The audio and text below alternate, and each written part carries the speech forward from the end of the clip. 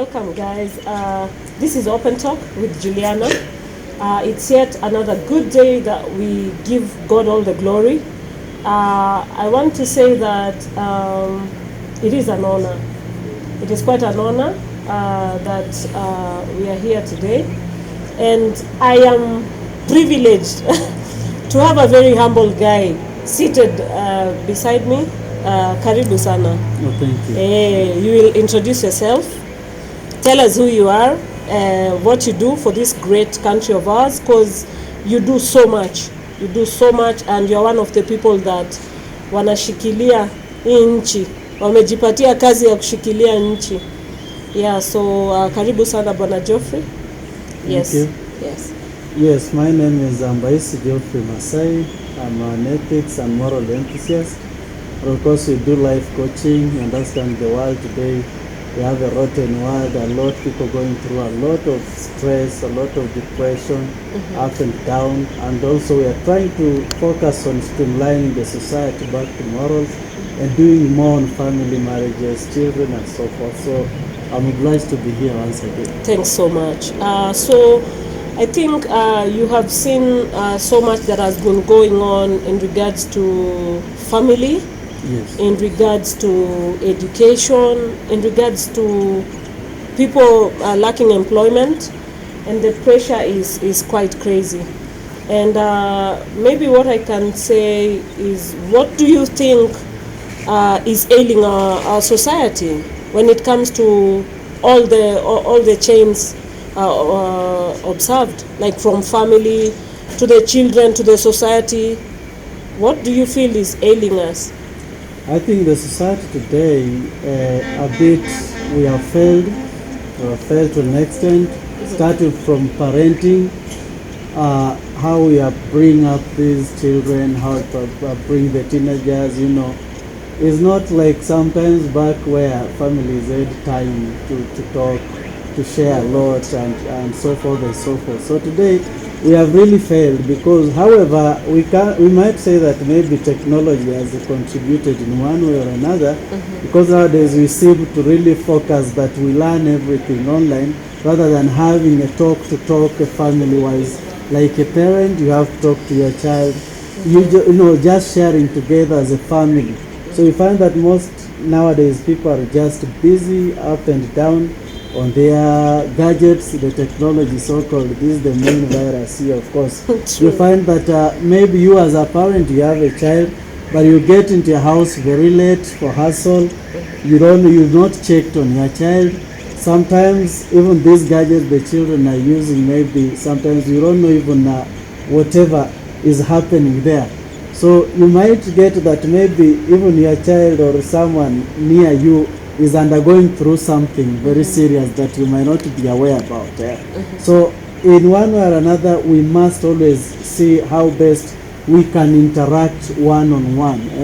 So by doing that, we'll be able to know more and interact, share a lot, of which will bring a solution wherever, because you get to know one another one-on-one. True. Yeah, sure. Yeah, I think you're very right, because I have met enough parents that sometimes they call us to try and salvage their children and what they have gotten themselves into. And it is quite interesting that we are having a situation where a parent would give a child who is in school, like I can give it about 14 years of age. Right now, it's become like it's a necessity for a child to have a phone. But again, it's quite dangerous, because I'm looking at reports on cybercrime where children have actually been enticed to go to areas where we have seen cases of rape being reported. I'm looking at what can be done. Do we need to start having like parental guidance sessions, or because some parents, I understand, they even get so shocked when they find out their children are literally sending pornography material to people that are even older than their own parents, and it's quite unfortunate. So I'm looking at a way where you feel because you have handled so many cases, and like you've handled cases on children that are into crime, children that have gotten into very serious cult issues that are actually very rampant nowadays. There's a lot of misguidance when it comes to drugs and substance abuse, and I am looking at where the disconnect is, kwa sababu unaangalia serikali iko na majukumu, mzazi yuko na majukumu yake, and also as children they have responsibilities. How I'm looking at this is there something that we are not doing when it comes to all these stakeholders coming in so that we can have changes in the community? It's okay, maybe like it is so sad that we live in a very rotten society today, and like I said, the problem here, the biggest virus we are fighting here is in terms of technology, of which we really appreciate the advantages it has brought Yes. in today's world. But again, we must look on disadvantages that it is creating. Like I say, where the parenting fails most is having time, one-on-one talk and so forth. However, today we realize it's so funny that most guardians or parents that have given up already on raising their own children. So the challenge comes, and how now, how as a parent, because this is your child or this is someone you are responsible to, how do you feel like you cannot guide this person? You know, even however it doesn't matter of even the age that where one belongs, you remain the guardian and you have to guide with power and rule where possible. So the problem is that we've left them to just guide themselves, to do what they want. However, yeah, there is freedom, because you know there is that exposure that you again want to give them. The issue of even having, you know, when we don't monitor even what they do, more so in terms of maybe if we say Google, because you know, you really have to appreciate the internet which came, because we've advanced a bit. I might not say even a bit, we've really more advanced. Yes. But now the challenge is, you know, mostly whatever happens or whatever they use these gadgets for is what the challenge now is, the challenge that we are having here today. Yes. Yeah? So you find that you bought maybe your child a phone, and you don't know what is in that phone. You don't guide. It is so shocking. There is one time I met a parent who was really under pressure because of behavior change of the child, the son. So I had to interact one-on-one with this child, and you know, first, you know, when you want to maybe to cope up with someone, you really have to look for a technique where you'll all engage together and be happy, and maybe he or she will be freely able to talk to you and so forth. So I happened to befriend this child, and I had to ask, I just tweaked him, can you help me with your phone? Maybe I want to call someone. Yes. Directly I knew what I wanted to do, and Yes, I went yes. direct to some apps, the phone apps that were there. Oh. Of course, the normal apps nowadays is WhatsApp. The other one nowadays, the most dangerous app that is coming up is Telegram, of which Yes, I know. most parents must be very, very careful. Whenever you see The Telegram, content is very bad. be very, very careful, because Telegram is really carrying a lot today. Yes. When it comes to pornography or a lot of dirty things, Telegram is the videos leading. number one, I know. Because these children are very bright, and they have noted, they know, maybe as a parent you might pop to WhatsApp, because those are the most obvious things that we know. But That's true. behind the scenes we don't know what is there again. True. So anyway, what I popped was just the apps he had was of course Facebook and WhatsApp. So I decided to just get into WhatsApp. Funny enough, I really spotted a very, very funny group. Funny group of friends. Yes. And now, shockingly, is to see that most of the phone numbers which were in that group were not Kenyan From numbers. Kenya, all right. They are not Kenyan numbers. Yes. Yeah? Yes. So I was shocked, and also going through the phone page, the WhatsApp page itself, I was really shocked to see the kind of things they go through. Actually, these people, children are trained, and those who train them are experts in just terms of communication to that group. Yes. And slowly by slowly you get that this child gets lured into this. So actually it was Illuminati of which I got there, because most things were talking about giving sacrifice for you to get rich and so forth and so forth. And you see, nowadays whenever children hear about shortcut in life, let me not even use the term children, let me just use the age bracket of teenagers here. Maybe you have finished even high school. Of course, this was a high school student. A high school student who had a phone. So whatever was there was really shocking, that this is a young child, but already the behavior change is totally different. Because already there is something that is guiding him to do something more extra and so forth and so forth.